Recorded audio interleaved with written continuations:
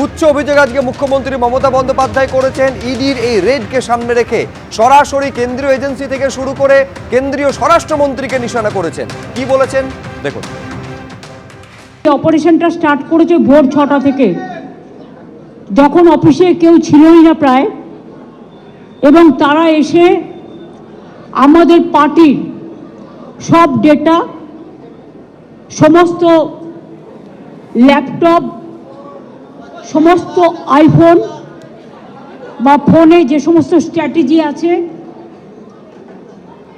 ইলেকশনের, including SIR, আমাদের কাজ চলছে মানুষকে সাহায্য করবার জন্য, সেগুলো সব ওরা ফরেন্সিক টিম নিয়ে এসে সকাল থেকে ট্রান্সফার করেছে।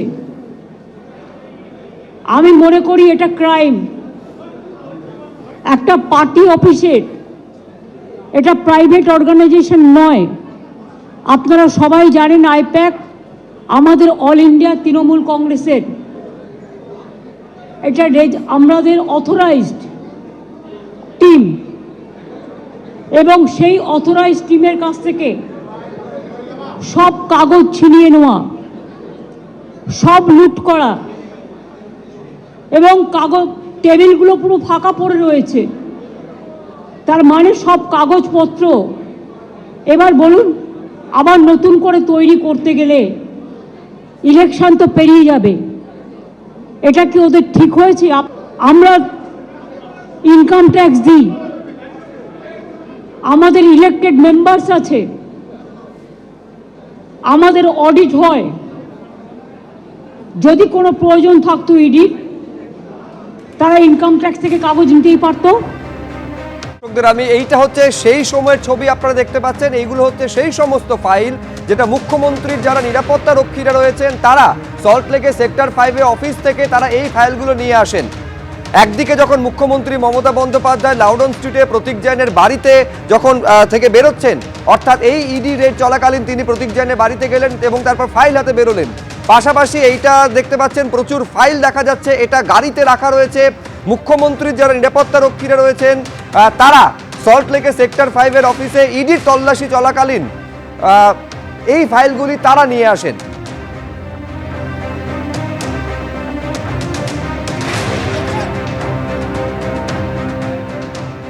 পুলিশ কমিশনার মনোজ বর্মা তিনি কিন্তু আইপ্যাকের কর্ণধার। প্রতীক জৈনের যে বাড়ি সেই ক্যাম্পাসে কিন্তু পুলিশ কমিশনারের গাড়ি প্রবেশ করে গেল। অর্থাৎ সেই জায়গায় কিন্তু এতদিন আমরা দেখতে পাচ্ছি পুলিশ কমিশনার মনোজ বর্মা তিনি কিন্তু গাড়ি থেকে নামলেন এবং নেবে তিনি ভেতরে প্রবেশ করছেন। অর্থাৎ যে জায়গায় তল্লাশি অভিযান চলছে সেই জায়গায় তিনি যাচ্ছেন। আমরা দেখতে পাচ্ছি মুখ্যমন্ত্রী মমতা বন্দ্যোপাধ্যায় মুখ্যমন্ত্রী মমতা বন্দ্যোপাধ্যায় তিনি কিন্তু এখানে এসে পৌঁছেছেন। তিনি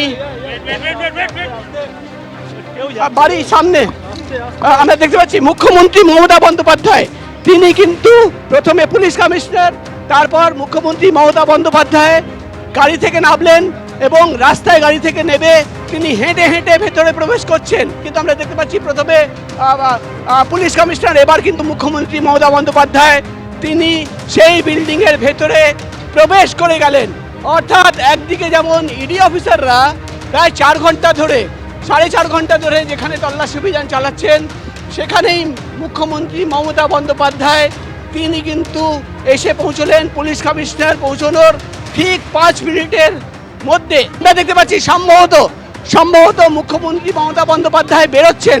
পুলিশের যে মুভমেন্ট, পুলিশের যে অ্যাক্টিভিটি, সেটাতে আমরা দেখতে পাচ্ছি হাতে কিন্তু একটা ফাইল নিয়ে মুখ্যমন্ত্রী মমতা বন্দ্যোপাধ্যায় তিনি কিন্তু বেরোচ্ছেন।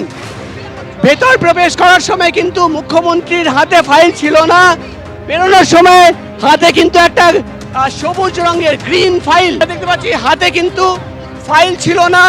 একটা ল্যাপটপ আমরা দেখতে পাচ্ছি, ল্যাপটপ কিন্তু প্রবেশ করার সময় ছিল না, এবং মুখ্যমন্ত্রীর দাবি তিনি কিন্তু এই ফাইল এবং ল্যাপটপ তিনি নিয়ে যাচ্ছেন। এখন আমরা দেখতে পাচ্ছি প্রায় 20 মিনিট মুখ্যমন্ত্রী Mamata Bandyopadhyay, police commissioner Manoj Verma sir